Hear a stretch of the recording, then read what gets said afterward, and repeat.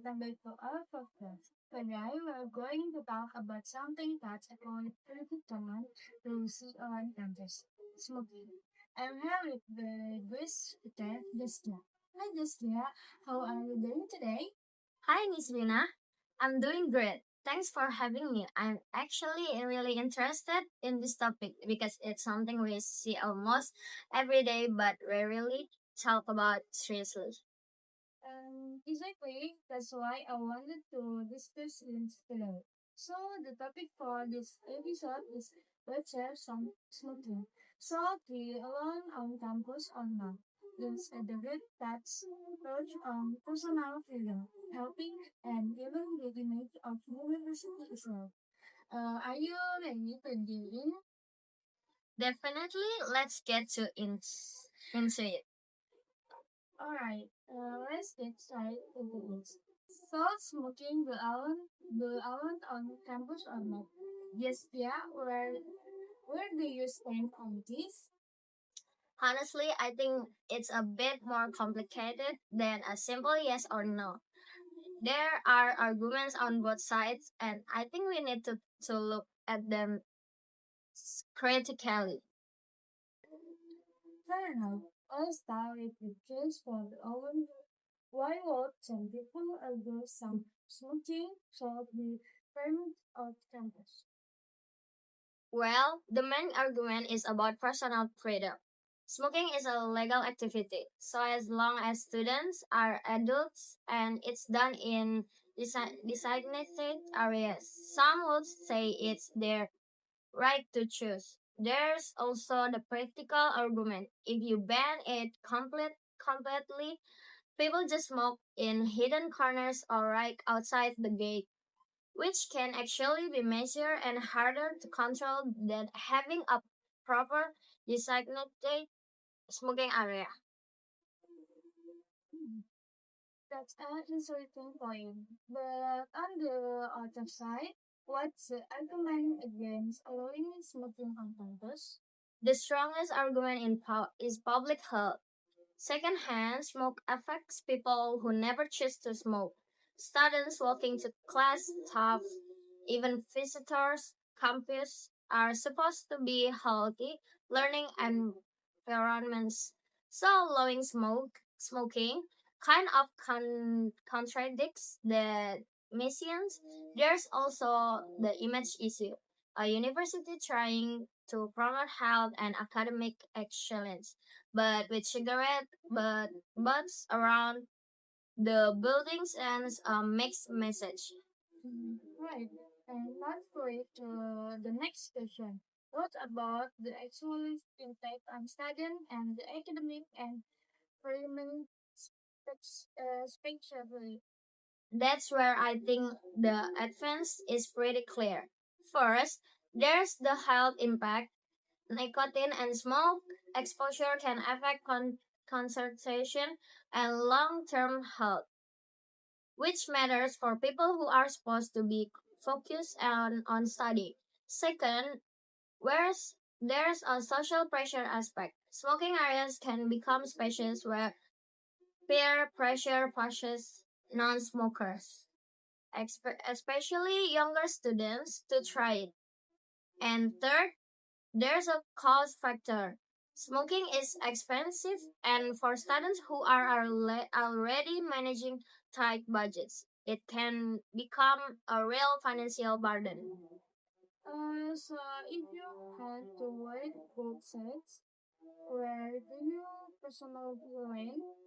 I'd, I'd say a middle ground makes the most sense. Not a total ban, but a strictly designated smoking areas that's far from classrooms, libraries, and walkways. That way, the university respects individual choice without compromising the health of everyone else. That are reasonable compromise. But some people would argument that having a dishonest area still normally smoking on campus. What your response to that? That's true. It's a valid concern, but I think the alternative, a total ban with non enforcement, usually fails in practice anyway. At least with a designated zone, the university can regulate it, put up health warning signs, and even use it as an opportunity for anti-smoking campaigns nearby. It's about damage control rather than pretending the issue doesn't exist. That's solid point to the end. So, to summarize Symmetry on campus, it's a really a big and wide issue. That's a real tension between personal freedom and public health. But based on the discussion as sample, the business area approach seems like the most balanced solution. Actually, it's less about a law or ban and more about how to manage it responsibly. Great point, Jaskia. Thanks for breaking that down. Bye bye.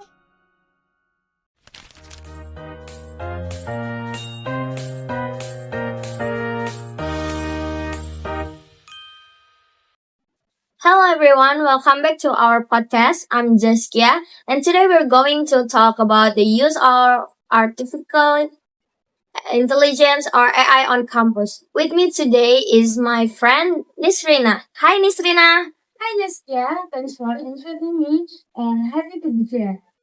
Let's start with a simple question. What do you think about the use of AI by university students? I think AI is very useful if students use its sustainability.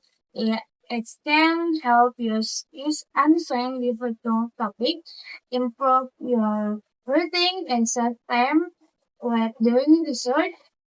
However, students should not be depend on AI everything.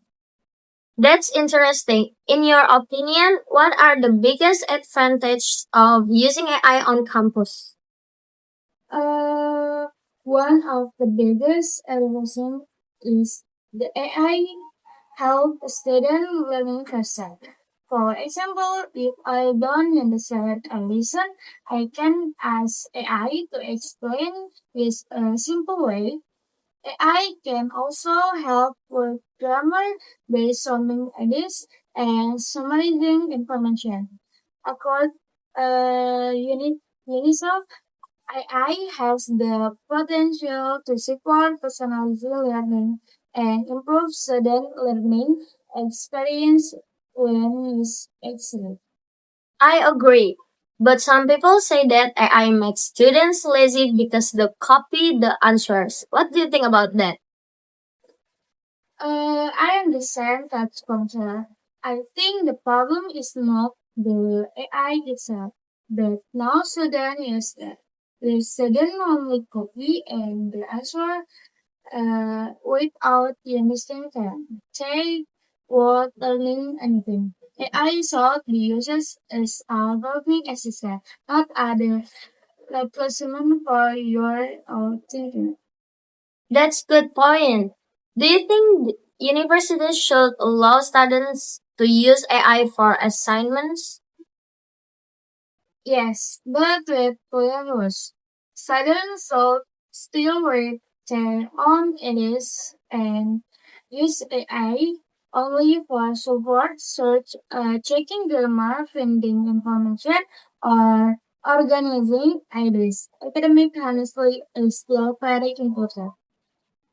Besides the advantage, are there any disadvantage of AI? Yes, 3R. Sometimes AI gives record information, so student must always check the voice from else search. Another disable is that student might lose their critical thinking skill if they depend too much on AI. That's true. So, what advice would you give to university students about using AI? My advice is to use AI wisely. Don't copy everything for AI. Use it to learning as a question and improve your answer. Always correct the information with books, journal, or author credibility academy search. Thank you, Nisrina. I really enjoyed our discussions today. Thank you, Jaskia. It was good to share my opinion. That's all for today's podcast. We hope this discussion helps everyone understand both of the benefits and challenges of using AI on campus. Thank you for listening and see you in our next podcast. Bye. Goodbye, everyone.